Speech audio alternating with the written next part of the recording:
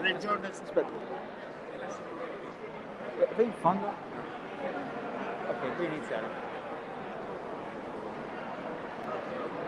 Alzando la voce. La Regione Sardegna spende ogni anno il 50% del suo budget per la sanità.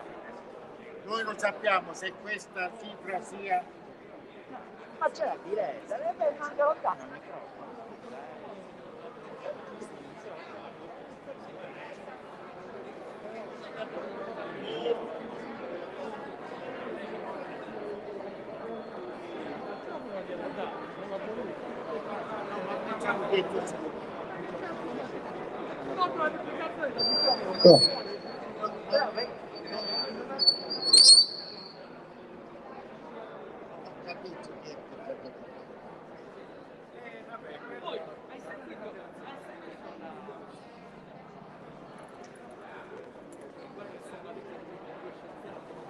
La Regione Sardegna spende ogni anno il 50% del suo budget per la sanità.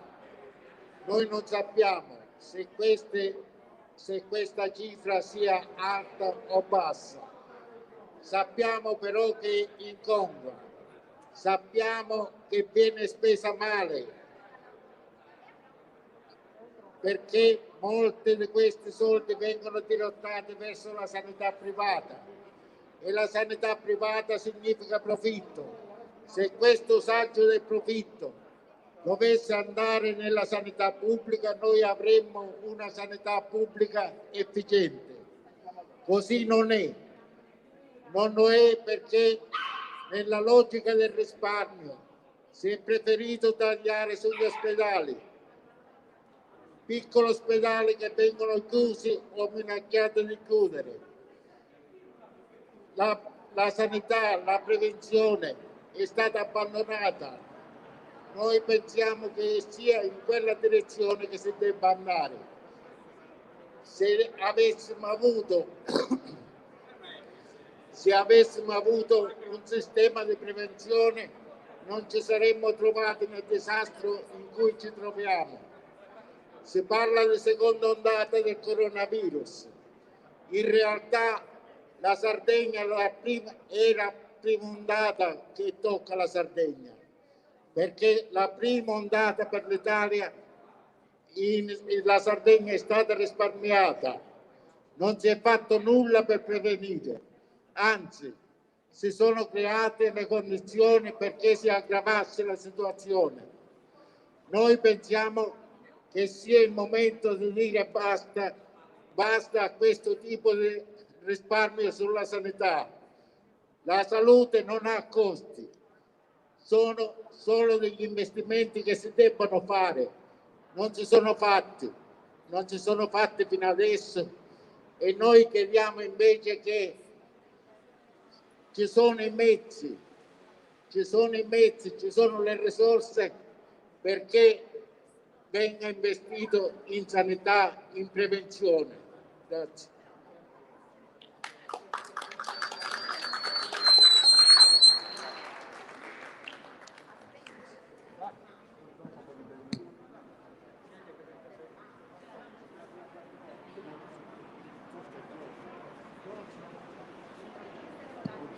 Giorgio?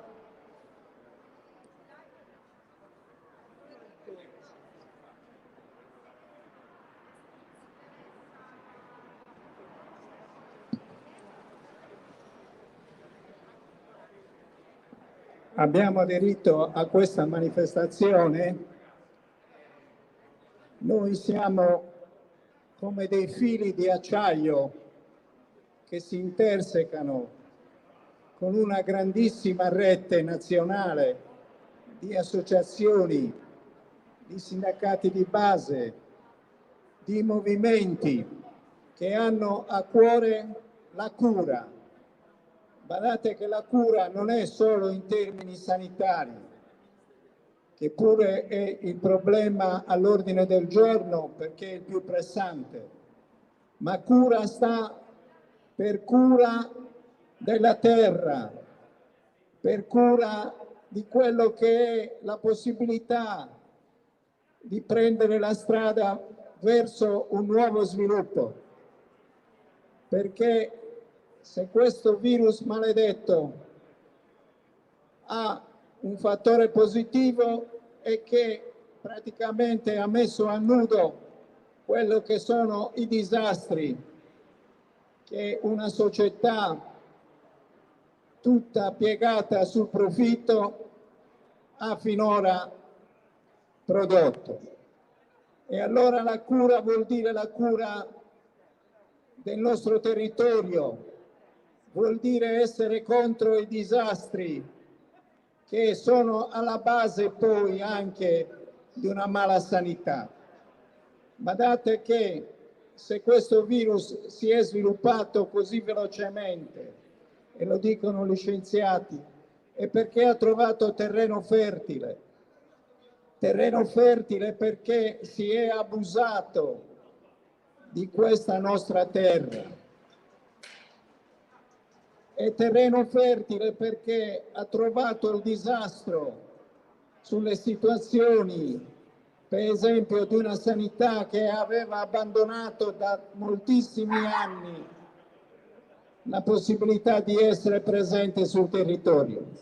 Ricordate le battaglie che sono state fatte anche dai movimenti che sono qui presenti per poter difendere i piccoli ospedali. Ci veniva risposto che non reggevano da un punto di vista economico.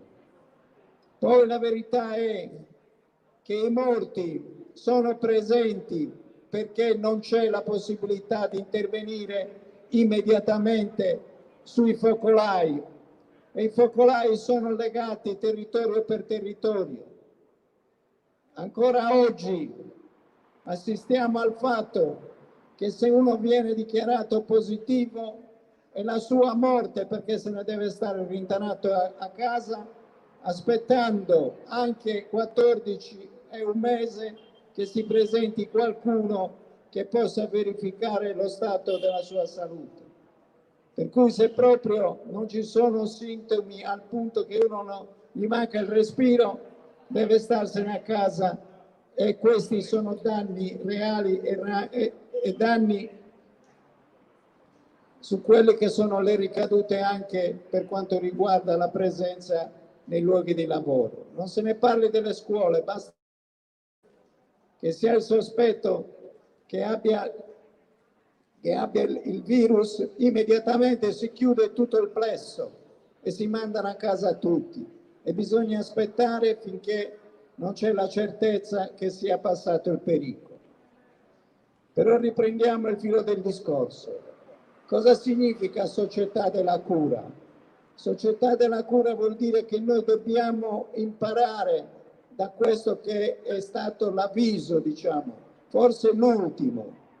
Si può e si deve ripartire da qui, perché adesso tra l'altro ci sono anche i soldi a debito, qualcuno dice, ma nel momento del bisogno va bene anche a debito, purché si impari la lezione e si cambi marcia e si intraprenda una strada nuova che altri hanno indicato nelle lotte del passato.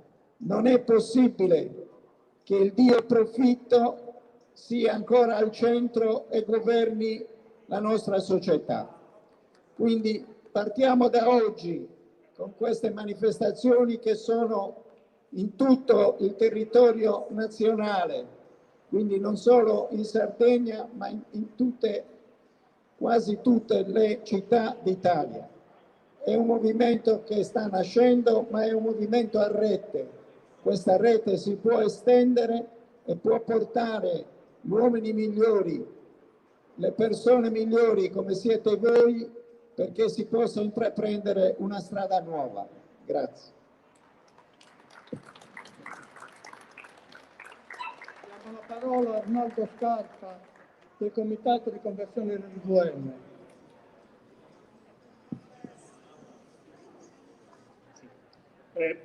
Buonasera a tutti, soltanto due parole per dire che il Comitato di Conversione RVM, che come forse molti di voi sanno, è una organizzazione composta da più di 20 soggetti, di diversa ispirazione ideologica, di varia appartenenza religiosa, di diversa collocazione anche nel territorio. Alcune sono organizzazioni locali, altre nazionali, altre hanno dei riferimenti internazionali, aderisce pienamente al manifesto contro la società dei profitti per la società della cura.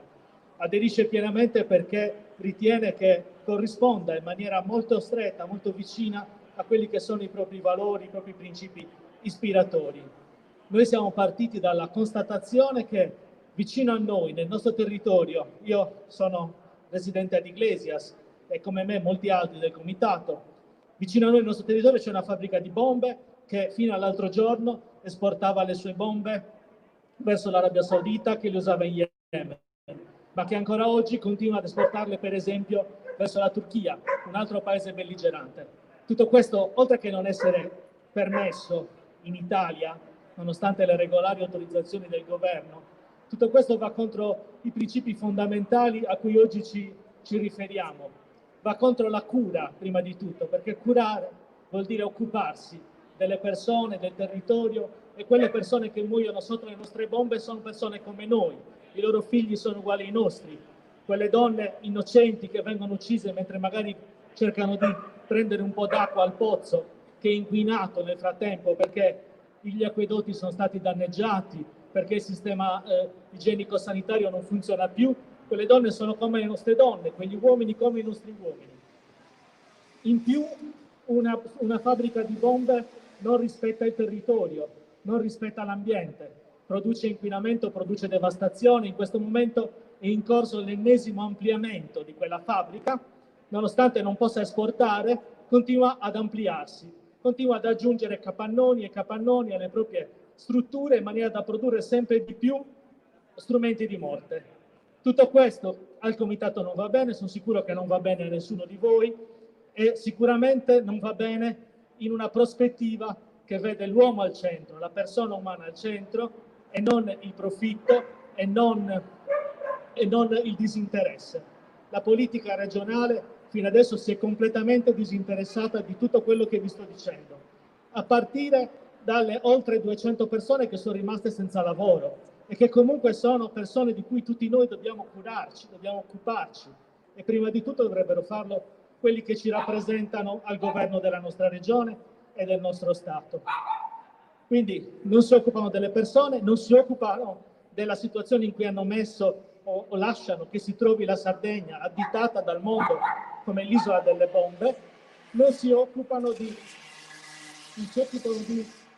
pensare e costruire un futuro per un territorio che ormai è allo stremo. Un territorio, parlo del Sulcis Iglesiente, ma possiamo benissimo riferirci a tutta la Sardegna. Un territorio che ormai ha visto impoverirsi sempre di più la propria capacità produttiva e ha visto le persone veramente non saper più come fare per mettere insieme il pranzo con la cena e che si trovano sotto ricatto. Molte di queste persone che lavorano ancora o che cercano di tornare al lavoro in una fabbrica di bombe sentono che non hanno altra possibilità per portare il cibo a casa. Forse noi non lo faremo, forse nessuno di noi farebbe mai, andrebbe mai a lavorare in una fabbrica che produce morte, ma forse questo lo pensiamo adesso. Forse nel momento in cui ci dovessimo trovare davvero in quella necessità non sapremo a quale santo appigliarci, non sapremo che cosa fare. Quindi è importante che la politica prenda coscienza di questo e inizi a curarsi delle persone, del territorio in un'ottica di sviluppo pacifico, di sviluppo duraturo e sostenibile. Ho finito.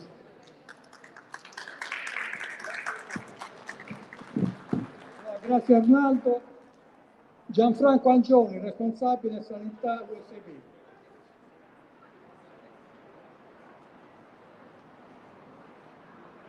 Buongiorno a tutti. Prima di iniziare io volevo gridare alle istituzioni, gridare al Presidente della Regione, gridare all'assessore. Vergognatevi perché la sanità è al collasso e voi ancora non avete capito. Vergognatevi perché il personale è allo stremo negli ospedali. Il personale è abbandonato perché voi avete tagliato i posti letto, avete portato il profitto per la sanità privata. Mentre gli ammalati continuavano ad avvicendarsi, voi li portavate ad Olbia, al Mater Olbia, per pagare la sanità privata, mentre gli ospedali qui rimanevano chiusi. E da oggi vuole partire un grido di disperazione. È stata data comunicazione che oggi hanno chiuso il pronto soccorso del Marino perché l'ospedale Marino l'hanno convertito all'ospedale Covid. Un ospedale abbandonato per anni, in una fase strutturale drammatica. Ci sono le stanze di emergenza che sono veramente in condizioni logistiche impensabili. I percorsi per il Covid non sono confacenti. I contagi tra gli operatori continuano ad avvicendarsi. Gli operatori si stanno ammalando. Chi curerà gli ammalati d'ora in avanti? Noi da qui vogliamo davvero che parta una preoccupazione. Il 92% delle terapie intensive oggi è piena, abbiamo ancora l'8% delle terapie intensive, significa che siamo al collasso. Arriveranno i morti e voi dovete la colpa, dovete pagare il crimine di questa cosa, perché non è possibile. Avevate 7 mesi di tempo per trovare soluzioni, per fare le assunzioni, per internalizzare i servizi e non l'avete fatto. Dovevate potenziare il territorio, dovevate potenziare le USCA e questo non l'avete fatto. Avete perso la tracciabilità dei contagi. Per aspettare un tampone ci vogliono decine di giorni e gli ammalati rimangono in casa senza essere visitati. Dovete trovare la dignità, dovete rendervi conto che dovete tornarvene a casa, perché abbiamo necessità che la sanità riparta anche in questa fase drammatica. Noi lo stiamo dicendo da tanto tempo che siamo in guerra, ma è una guerra che ci state facendo affrontare senza armi, perché voi non avete capito la drammaticità. Vi siete ostinati a fare una riforma sanitaria che avete fatto in fretta e furia per assegnare poltrone su poltrone, e i malati non venivano curati e le liste d'attesa bloccate. Vergognatevi! Ma cosa dobbiamo fare per farvi capire che così non si va avanti? Qui non si muore di solo Covid, si muore anche delle altre patologie che non vengono curate.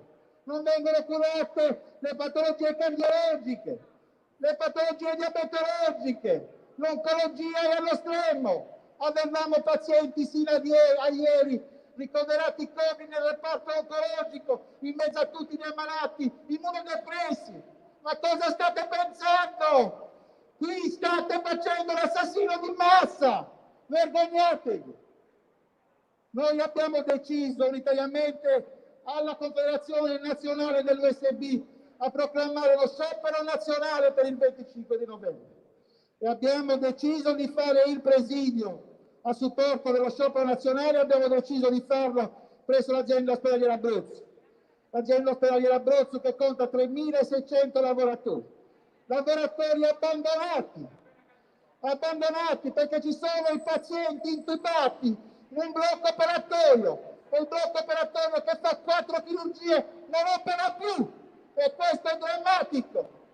È un grido di rabbia, è un grido di dolore che arriva dal profondo assessore, che arriva dal profondo presidente. Tornate a casa, per il bene di tutti, vi ringraziamo. Grazie.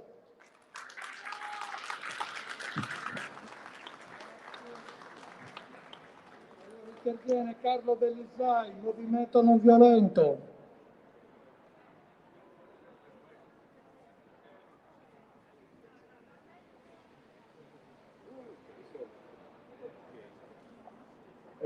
Saluti a tutti, intervengo come rappresentante del Movimento Non Violento Sardegna che ha aderito alla rete nazionale per una società della cura contro il profitto. Sembrerebbe molto semplice dover parlare, è quasi scontato dover parlare di una società della cura, perché la cura significa appunto prendersi cura delle persone, prendersi cura di tutti. E invece questa società praticamente non si è mai presa cura della popolazione e nemmeno delle risorse delle risorse che abbiamo nel territorio, del rispetto della natura, una società che si basa sulla predazione, la predazione appunto del nostro ambiente, che viene schiavizzato, utilizzato solo per il profitto di pochi. E dov'è quindi questa cura? È una cura che non porta quello che dovrebbe essere il benessere, inteso come essere e stare bene, e ce ne accorgiamo oggi in maniera ancora più forte di altri periodi, perché è proprio il problema del non stare bene, che basti un contagio da un virus per portare la sanità al collasso. Quindi questo significa che non siamo, che un sistema che non è pronto, una società che non ha mai pensato di occuparsi della cura degli altri, ma soltanto di speculare su il profitto, maggior profitto che si possa avere dalle risorse, dalla predazione delle risorse. E quindi aderire a un progetto, un manifesto per una società della cura significa anche prendersi cura del nostro ambiente, prendersi cura del nostro territorio, che è sempre minacciato da nuove speculazioni. È incredibile che ancora oggi non si possa parlare di basare le nostre energie sulle energie alternative, mentre invece dipendiamo ancora dalle energie fossili, e ci viene detto che non è possibile fare che una transizione attraverso il gas. Tutti questi aspetti che adesso sono finiti un attimo da parte, in realtà sono sempre dei problemi urgenti che sono soltanto nascosti dietro l'emergenza. Prendersi cura della società significa soprattutto anche far vedere a chi dovrebbe prendersene cura, alle istituzioni, che esiste una società civile dal basso che pretende, che vuole che ci sia, che questa cura effettivamente venga presa in carico, e venga presa in carico anche dalle istituzioni, se hanno ancora un valore. Grazie a tutti.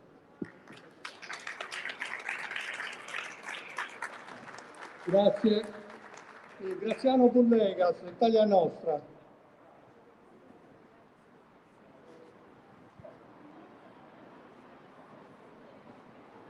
Buonasera a tutti. Niente, soltanto per dire, io sono Graziano Bullegas dell'Associazione Italia Nostra Sardegna. Aderiamo a questa manifestazione, a questa iniziativa, ci riconosciamo nel manifesto. Noi siamo convinti che, appunto, come diceva forse Giacomo prima o qualche altro, che la cura sia un po' più ampia rispetto alla cura delle persone che giustamente dobbiamo avere. Dobbiamo pensare al take care inglese, cioè prendersi cura dell'altro, prendersi cura del vicino, prendersi cura della nostra terra. È fondamentale questo, perché fino ad oggi non lo abbiamo fatto. Fino ad oggi ha imperato altro, tipo prima gli italiani, prima gli americani, prima i polacchi, e non abbiamo mai pensato che se arrivano prima gli altri, alla fine non pensiamo a noi stessi, e questo è il grosso errore che stiamo facendo. Lo stesso rapporto, lo stesso atteggiamento lo abbiamo avuto verso la nostra terra, verso le scelte economiche, le scelte politiche, le scelte sociali che abbiamo fatto un po' in giro dappertutto, che stiamo continuando a fare qui in Sardegna.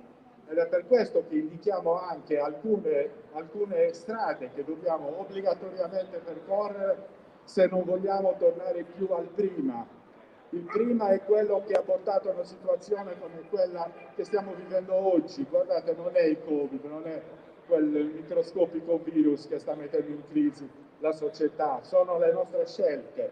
Basti pensare soltanto che qui vicino c'è uno stabilimento, la Saras, che viene pagato, che mette le mani in tasca a noi cittadini attraverso la bolletta, si intasca circa 5 miliardi l'anno, 5 miliardi per bruciare i suoi rifiuti e rifilarci poi tutto quello che ne viene in termini di ambiente distrutto, di sanità distrutta, distrugge i nostri polmoni. Questi sono i veri problemi. Ecco che quindi dobbiamo incominciare a cambiare, ma questo, ho fatto l'esempio della Saras, ma vale anche per l'accanimento che stiamo facendo verso le industrie morte e distruttive di Porto Scuso, di Porto Torres, vale verso tutto questo.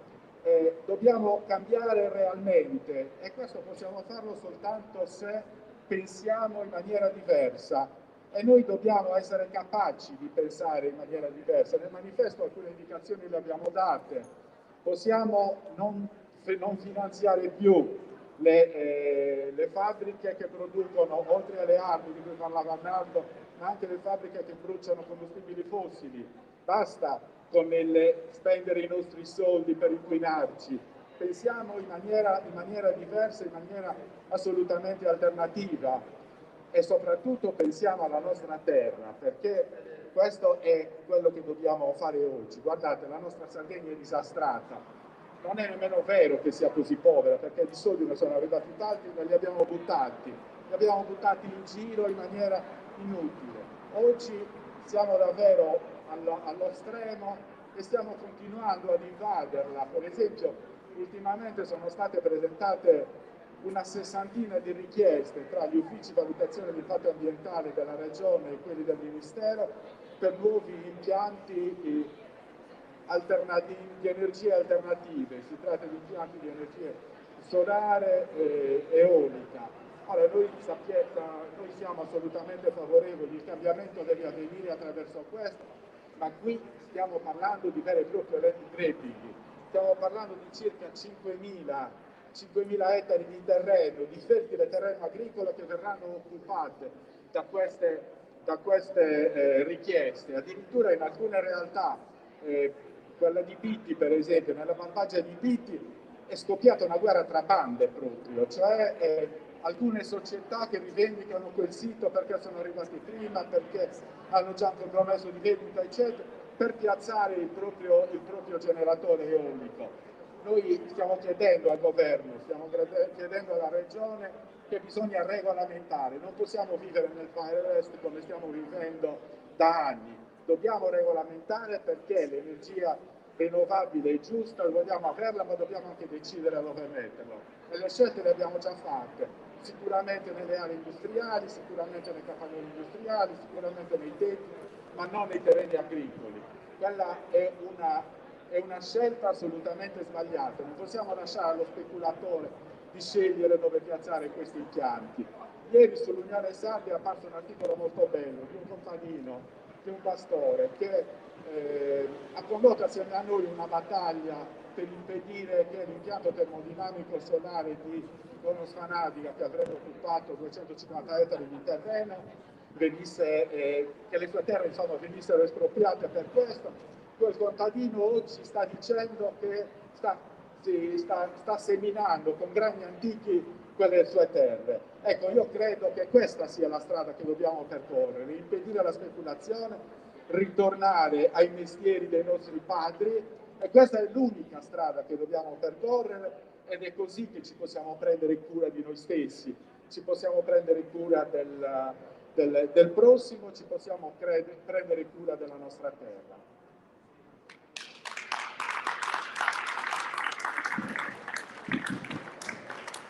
Grazie, Graziano. Enrico Rubio.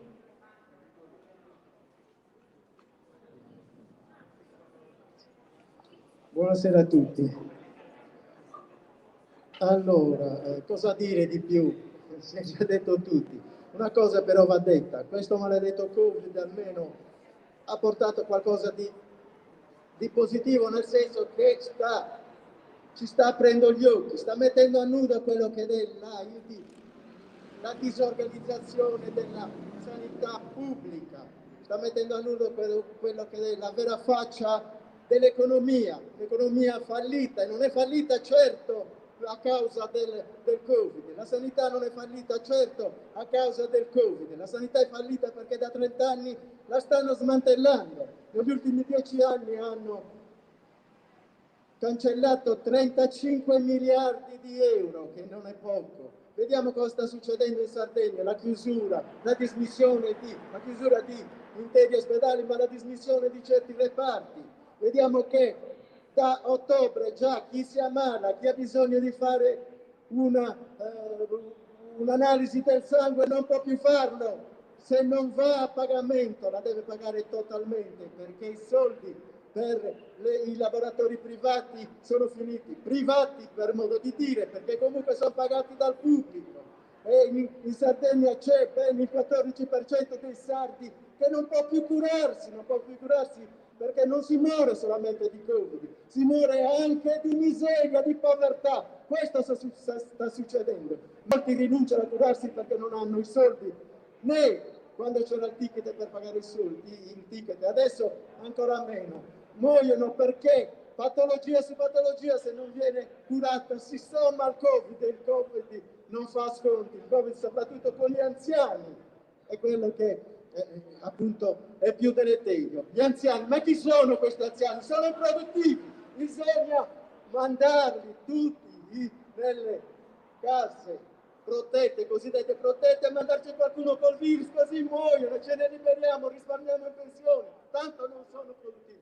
Questa è la politica dei nostri governi, ma non è la politica solamente del nostro governo nazionale e regionale, è la politica, è la gestione mondiale dell'economia. Chi non è produttivo, le donne, i bambini, gli anziani, sono da eliminare, possibilmente da mettere da parte. Quindi stiamo andando a fare debiti su debiti. Per cosa? Per la sanità, quando la sanità non dovrebbe essere un qualcosa che ti danno per grazia e amore Dei. È un diritto intanto costituzionale, ma un diritto fondamentale. Invece tagliano il welfare, tagliano la sanità. Per cosa? Ci dicono, la UE ce l'ha imposto, ci dice che non dobbiamo aumentare il debito e dobbiamo appunto restituirlo questo debito che abbiamo. Ma chi è che ha fatto il debito? L'abbiamo fatto per creare posti di lavoro, l'abbiamo fatto per dare servizi, per aumentare la salute, per far sì che la sanità nazionale, la sanità pubblica funzionasse veramente, o l'abbiamo fatto per darli alle grandi aziende tipo la Fiat? Con i soldi che abbiamo dato alla Fiat l'avremmo pagata 10 volte. Invece la Fiat oggi si è costituita una nuova società, paga le tasse all'estero e sta chiudendo i posti di lavoro. Questa è la situazione. Noi non abbiamo fatto debiti per gli altri, quindi non dobbiamo restituirli. Facciamo debiti, abbiamo fatto debiti per comprare aerei da guerra, per comprare armi. Basta, eliminiamole tutte le armi, eliminiamo l'esercito italiano. Non serve, serve benessere per tutta la popolazione italiana. Per noi sardi le cose militari, il nostro territorio occupato dalle basi militari. Basta, chiudiamole.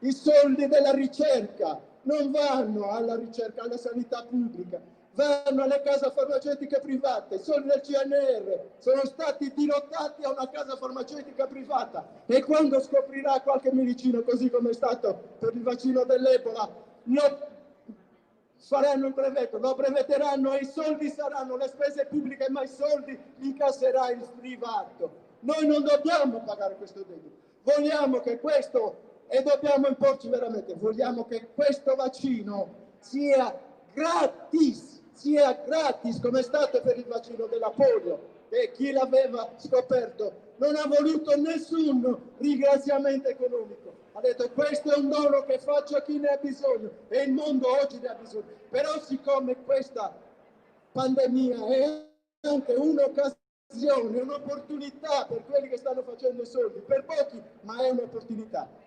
E vediamo che, se leggiamo i giornali, stanno aumentando i loro profitti. Ecco perché a loro fa comodo, ecco perché ci sarà una recrudescenza una volta che ci sarà anche il Covid, che ci sarà il vaccino, ci sarà anche un'altra recrudescenza, perché così si aumenteranno il valore delle loro azioni. E noi dobbiamo dire basta, è ora di smetterla con queste colture. E allora cosa fare? La situazione è questa. Oggi siamo tante associazioni, sindacati di base, siamo appunto giovani, soprattutto studenti, e la situazione è bruttissima. Ci colpevolizzano, la colpevolizzazione è individuale, inducono le paure e poi ti colpevolizzano per avere un distanziamento che non è distaccamento fisico, è un distanziamento sociale. Infatti stanno criminalizzando in tutta Italia. Questa è un'ennesima di manifestazione che si tiene in tutta Italia, ma è anche una delle tante che si è avuta, ed è l'ultima, perché ce ne sono state altre. A Napoli, ad esempio, l'hanno criminalizzata. Non è criminale chi scende in piazza, criminale è chi ti impedisce di scendere in piazza, perché chi scende in piazza scende perché ha fame, perché ne ha bisogno, scende per chiedere lavoro, perché chiede reddito e dignità, non chiede la miseria, così come vogliono farci credere. Ci dicono appunto che bisogna andare così. Assolutamente, è ora di smetterla e chiamiamo le cose come. Ci dicono che non possiamo fare, quindi stiamo perdendo diritti democratici, diritti individuali, perché non possiamo più fare un corteo. Oggi, se avessimo voluto, ce l'avrebbero impedito. Ma per cosa? Per cosa ci impediscono di fare un corteo se teniamo appunto il distanziamento fisico? Perché così bisogna criminalizzare, non bisogna più scioperare, non bisogna più lottare. Chi fa del dissenso bisogna sradicarlo subito, impediamo queste forme di dissenso, queste forme di manifestazione, e noi manifestiamo lo stesso. E allora dico, è un bell'incontro e deve proseguire, e proseguirà, se lo accettate, in un posto della Sardegna simbolico. Mentre distruggono la sanità pubblica, noi come regione diamo soldi al Materolbia, milioni di euro all'anno. E allora io propongo, parliamone, ma un luogo simbolo per la prossima manifestazione che ci deve vedere tutti uniti deve essere Olbia. Andiamo lì a rompere le scatole. Noi non vogliamo la sanità privata, tanto la paghiamo noi lo stesso. Vogliamo una sanità pubblica che funzioni, efficace, una sanità per tutti, e la vogliamo gratuita. C'è un altro virus molto importante, forse anche più pericoloso, badate bene, del virus del Covid-19, forse anche più pericoloso, perché bene o male ci arriveremo, troveranno un vaccino per il virus 19, quindi lo debelleremo così come abbiamo debellato tanti altri virus, nel senso che probabilmente ci permetterà il vaccino di convivere. Una cosa che invece abbiamo paura di chiamare per il vero nome e che è causa di tutto questo, perché se si muore oggi non si muore perché non c'è una soluzione per il virus. Oggi si muore perché il tipo di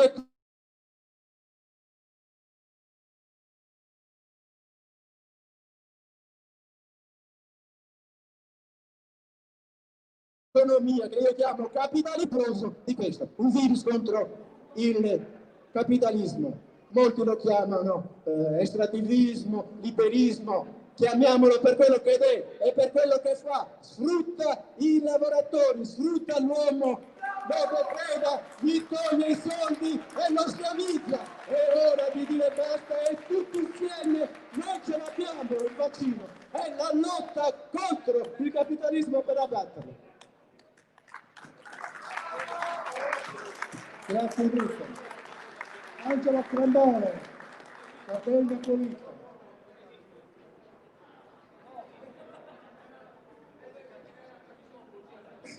Che strana questa Sardegna, cioè un presidente che sino all'altro giorno voleva chiudere porti e aeroporti, parlava di patentino sanitario e poi ti dà l'ok alle sagre, alle discoteche, eccetera, eccetera. Sono delle contraddizioni che ti dimostrano come la Sardegna è gestita. Ma è anche strana perché ieri, ad esempio, si è celebrata la giornata mondiale dei diritti dei bambini. Se ne avessimo sentito qualcuno da parte delle istituzioni ricordare che noi in Sardegna stiamo contribuendo ad una guerra alimentata dalle bombe di Domus Novas e stiamo anche contribuendo a distruggere quei bambini, perché quei bambini lì, che non sono figli nostri, ma non sono diversi dai figli nostri, quando guardano il cielo lì nello Yemen hanno paura, si mettono a piangere, perché non perché potrebbe piovere, ma perché da un momento all'altro gli piovono le bombe addosso e quelle bombe le produciamo noi, e dei diritti di quei bambini non se ne parla. È una Sardegna strana. Noi abbiamo provato ieri ad andare davanti alla RAI, oggi hanno fatto un passaggio con Don Ambiente Sardegna dove abbiamo ricordato anche i diritti di quei bambini, diritti che li stiamo distruggendo con le nostre bombe. Ma siccome si è detto tutto, vorrei parlare un attimino di cambiamenti climatici, no? Dove ogni comune, ogni regione, ogni nazione deve fare il suo. Che cosa sta facendo la Sardegna in termini di cambiamenti climatici? Che cosa sta facendo? Sta facendo in modo che non si fermino le centrali a carbone da dopo il 2025?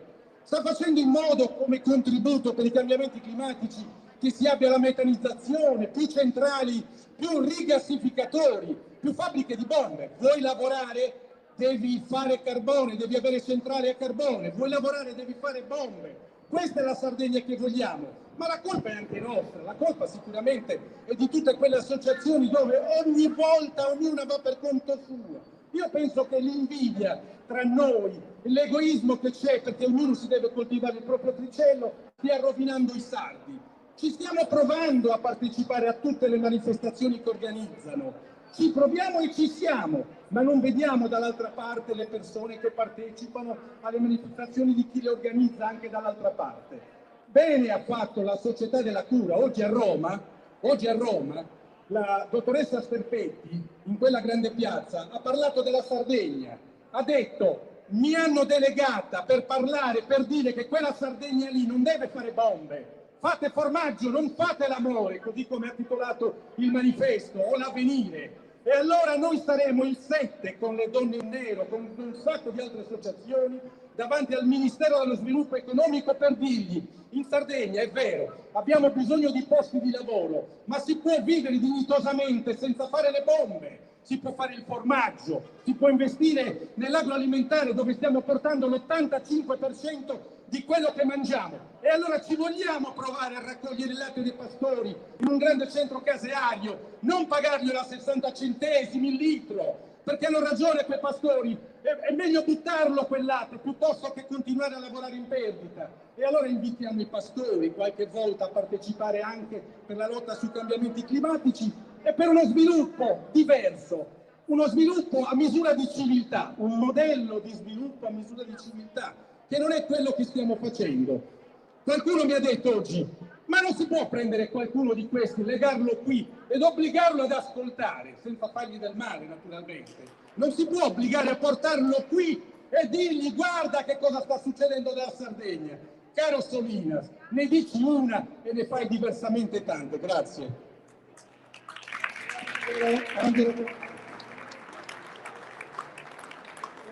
Giunchetto, ISDE, Medici per l'Ambiente Sardegna.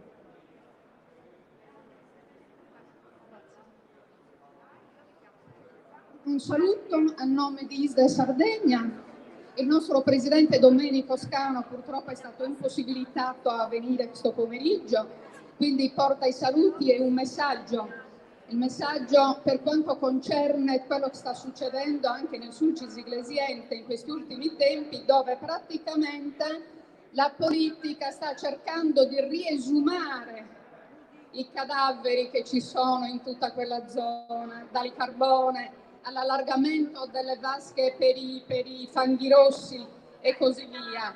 Si lancia ancora una volta il metano e si sostiene il 5G, tutti grandi temi su cui bisogna davvero vigilare. Quindi il messaggio è: cerchiamo di andare avanti tutti insieme su tutti i temi.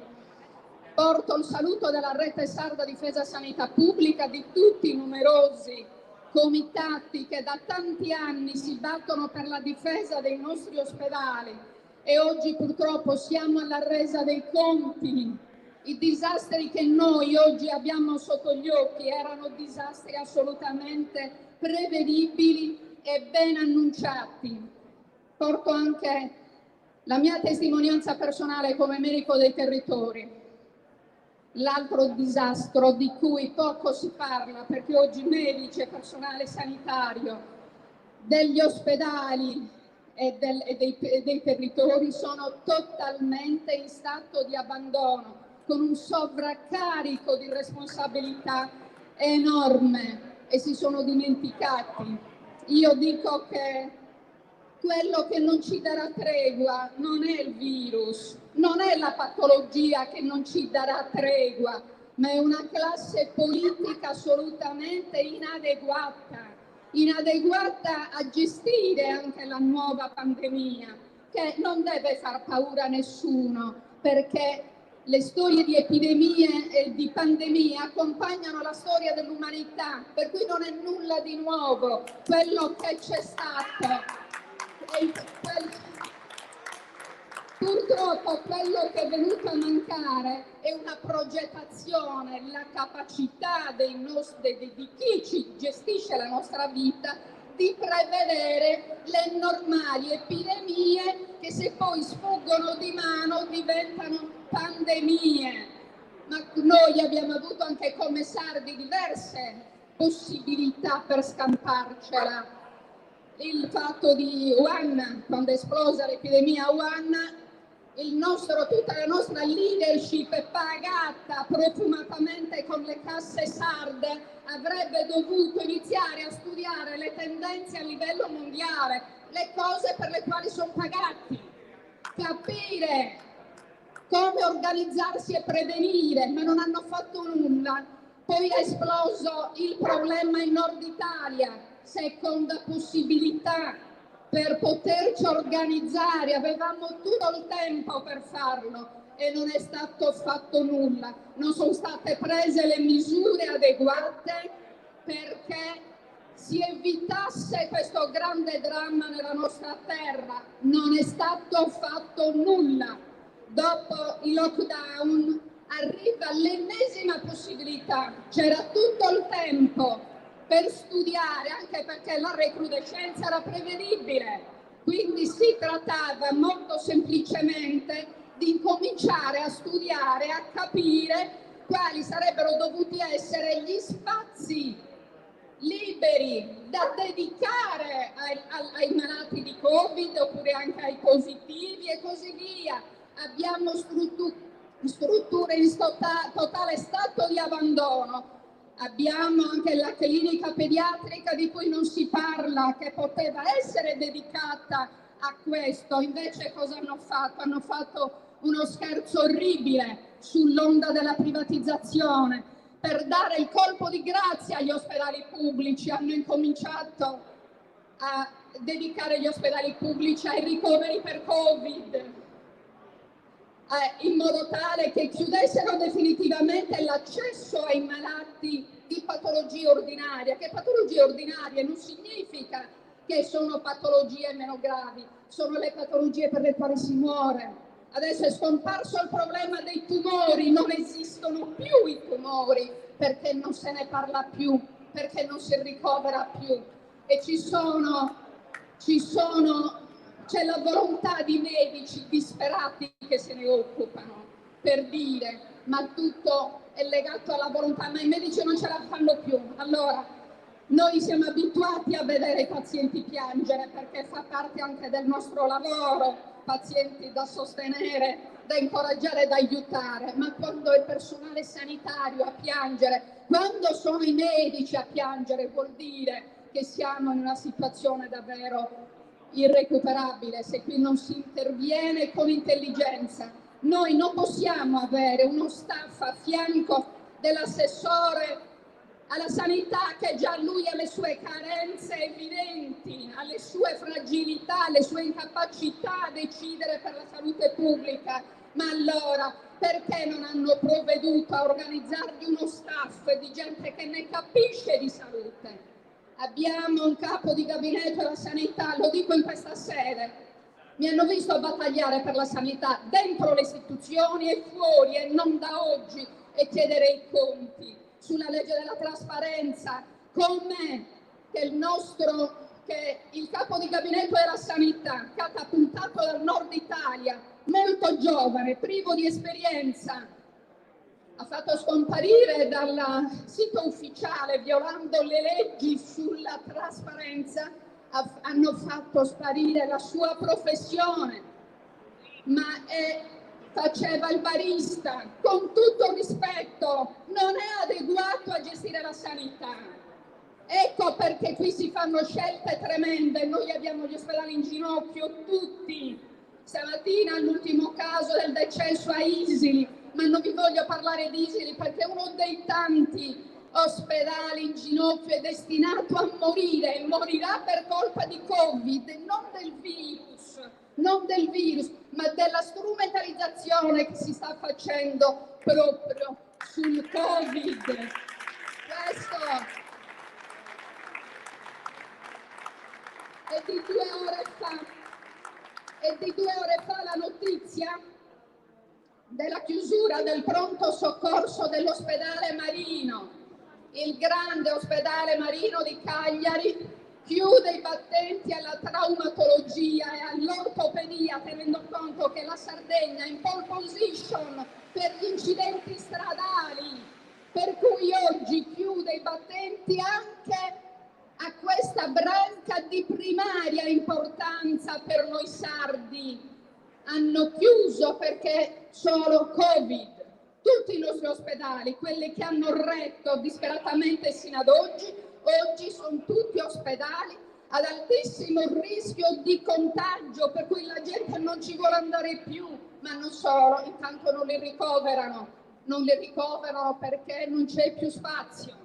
Per cui se era facile in Sardegna morire prima, oggi è ancora più facile e noi dobbiamo reagire, guardate, noi dobbiamo reagire, ma io anche oggi mi chiedo, siamo qui a far che cosa? Siamo qui a ripeterci le solite storie, abbiamo grandi idee, ma non riusciamo a dar gambe a queste idee. Per cui rischiamo di fare le solite storie che poi in definitiva non servono. Bisogna dare gambe, che significa mettere insieme le forze per raggiungere un obiettivo, e cioè cercare di contare nelle sedi istituzionali, se no da qui non se ne esce, decideranno ancora loro. Allora, oggi gli interventi, mi scuso se sono lunga, però sono complessi e voglio dire un sacco di cose che mi è sfuggito, anche un concetto importante. Però guardate, oggi noi dovremmo puntare l'attenzione su 2 temi prioritari, tenendo conto che tutte le battaglie vanno portate avanti in egual misura, ma studiando le priorità. Oggi la priorità è il tema sull'economia e il tema sulla salute. Sono queste le cose. Che quali sono le strategie energetiche in Sardegna che stanno portando avanti? Noi dobbiamo ripartire da questo, ricordandoci bene che nel momento in cui noi non abbiamo garanzie sulla nostra salute, non ci sarà una sola battaglia che potrà sopravvivere. Moriranno le altre battaglie se noi non vinciamo questa. Quindi l'appello è: cerchiamo davvero di coordinarci, ma non per fare le passerelle in piazza, perché siamo stanchi. Io sono stanca ancora di più perché sto lavorando 20 ore al giorno, non lo so più. Mi dicono che non devo visitare i pazienti, ma se chiudono gli ospedali, come faccio io a non vedere i pazienti che sono ammalati di altre patologie che non sono Covid? E io rischio come tutti gli altri colleghi che sono disperati nei territori, perché il territorio, la sanità territoriale è stata devastata, non c'è più nulla, restiamo noi. E adesso cosa succede? Non ci sono tamponi. I tamponi sono solo per pochi privilegiati. I tamponi non ci sono per tutti. Io ieri sono passata proprio per il fatto che lavoro con la gente e non voglio rinunciare, ma sono andata in via Romagna a fare un tampone e mi hanno detto no, ma lei come vuole fare un tampone? C'era la richiesta. Io ho detto guardi, no, ma io sono un medico. No, ma il suo medico referente, sono medico di me stessa, quindi mi faccio la... No, ma non quello dell'ATS deputato al servizio Covid, per cui non sapete che cosa sia. Perché questo vuol dire seguire un iter burocratico che porterà questa gente alla fine a decidere se noi medici dei territori abbiamo diritto o no ad avere un tampone. Mi hanno mandato via perché secondo le indicazioni date dall'ATS io, medico che lavoro nei territori, non ho diritto al tampone. Poi per fortuna l'ho dovuto fare per altre vie. Allora, i poveri non vengono sottoposti a tamponi normalmente, chi ha i soldi va e se lo fa, gli altri no. Quindi anche la storia dei tamponi è una storia abbastanza inquietante, ma io ho parlato molto e troppo e sento adesso che è arrivato il momento di chiudere, però il messaggio è: oggi mettiamo d'accordo tutti per dar gambe alle nostre idee, se no smettiamola con queste esibizioni fisiche, perché io sono anche una persona di una certa età, grazie.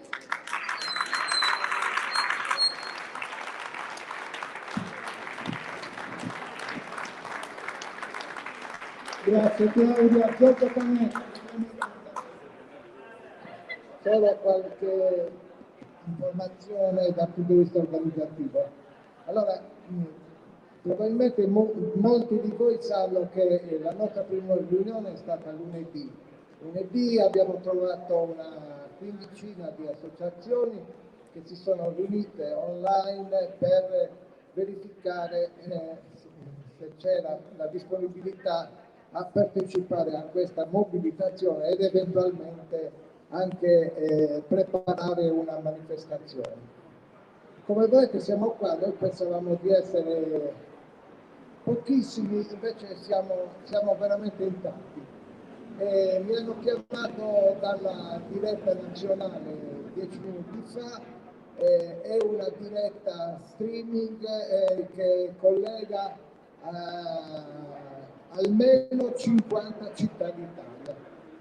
50 città d'Italia, sono rimaste fuori altre perché non hanno avuto l'occasione di iscriversi in tempo. Mi hanno dato 5 minuti spaccati e in questi 5 minuti ho dovuto dire insomma qual era la realtà di questa piazza. Io ho l'elenco di queste associazioni, abbiamo pensato inizialmente di doverle pubblicare, ma alla fine sapete che abbiamo aperto anche una pagina Facebook.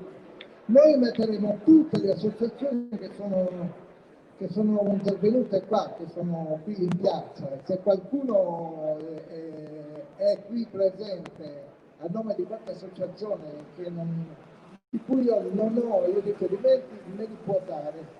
Perché questa pagina? Perché dovrà raccogliere tutti i documenti, no, i materiali che noi produrremo e li mettiamo dentro, semplicemente perché penso che, anzi è una speranza, che questo sia il primo passo per un percorso che ci porti lontano e non che sia, come dice Claudia, spero che non lo sia una passerella, perché questa non vorrei tanto che fosse una passerella. Tenete conto, in una settimana noi abbiamo messo qua 28 associazioni.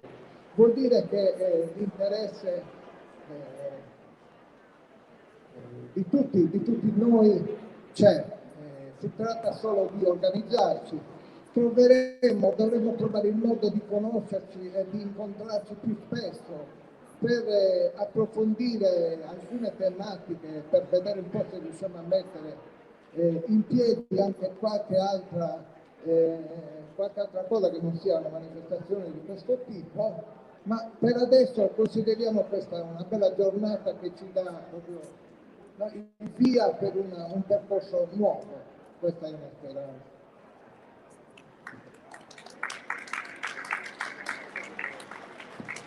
Grazie a Giorgio. Ha chiesto di intervenire Gaia.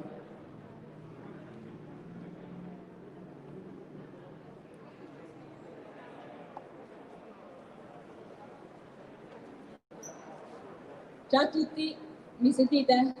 Cercherò di essere breve, sono già state dette tantissime cose. Io sono qua per conto di Fridays for Future. Come sempre noi tutti, a prescindere da movimento e associazione, abbiamo lo stesso problema, cioè un sistema che è sempre basato sul profitto da risorse finite rispetto al benessere e alla salute dei propri cittadini. Ed è sempre stato così. Al momento il nostro governo ci sta sempre facendo vivere nella paura e nella disinformazione, anche data dal fatto che adesso hanno chiuso le scuole, come poi ne parlerà un ragazzo dei rappresentanti degli studenti. Comunque io volevo dire che noi oggi siamo qua per farci sentire e come sempre richiediamo giustizia climatica e sociale, che è il minimo che ci dovrebbe essere in questa società. Non possiamo più stare fermi ad aspettare che qualcuno intervenga su un'emergenza che c'è sempre stata. Adesso c'è una nuova emergenza sanitaria, ma è tutto collegato, è sempre stato così. Quindi se vogliamo fare qualcosa dobbiamo farlo tutti assieme. Grazie.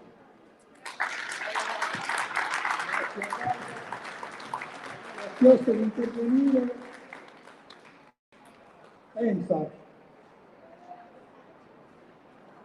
Ciao a tutte e tutti. Penso che sia importante che comunque ci siamo ritrovati qui oggi pomeriggio, senza ovviamente farne questo, come diceva Claudia, un motivo per fermarsi qui, anzi che possa essere anche un motivo, anche come diceva adesso Gaia, per continuare ad unirci, ad essere uniti, tanto più in questo momento, perché evidentemente la pandemia ha cambiato la vita sul pianeta di tanti e tante di